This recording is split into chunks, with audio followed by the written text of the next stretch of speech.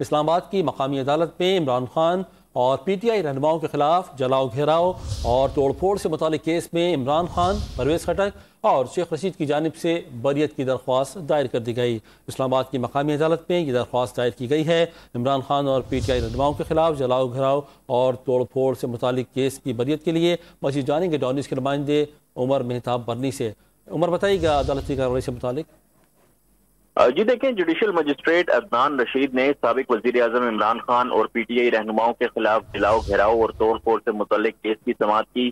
دوران سماعت شیخ رشید، پرویز خٹک اور دیگر جو رہنما تھے وہ عدالت میں پیش ہوئے۔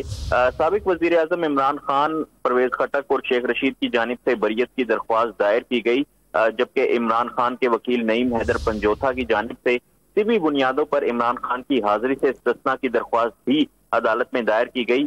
عدالت نے عمران خان کی حاضری سے استثناء کی درخواست کو منظور کر لیا، تاہم جو بریت کی درخواستیں ہیں ان پر جو ہے اس کے دلائل جو ہے ان کا آغاز نہیں ہو سکا، وہ آئندہ سماعت پر ہوگا۔